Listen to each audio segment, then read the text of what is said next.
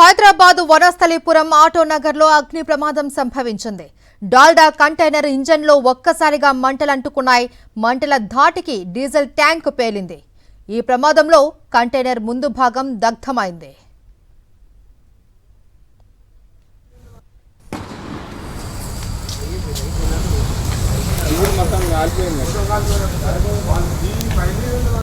కర్ణాటక నుంచి డాల్డా లోడ్తో వస్తూ ఉండగా ఆటోనగర్ వద్ద ఈ ప్రమాదం జరిగింది. కంటైనర్ ఇంజన్లో షార్ట్ సర్క్యూట్తో మంటలు చెలరేగడంతో ఆ తర్వాత మంటలు వేగంగా వ్యాపించి భారీ శబ్దాలతో డీజిల్ ట్యాంకు పేలిపోవడంతో స్థానికులు భయాందోళనకు గురయ్యారు. అయితే డ్రైవర్ వెంటనే అప్రమత్తమై వాహనం నుంచి దిగడంతో పెను ప్రమాదం తప్పింది.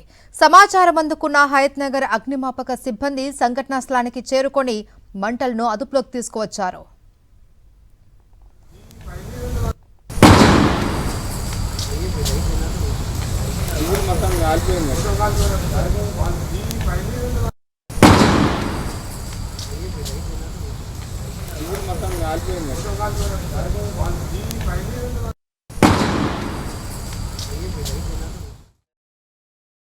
మరిన్ని అప్డేట్స్ కోసం ఛానల్ ను సబ్స్క్రైబ్ చేయండి. నోటిఫికేషన్స్ కోసం బెల్ ఐకాన్ పై క్లిక్ చేయండి.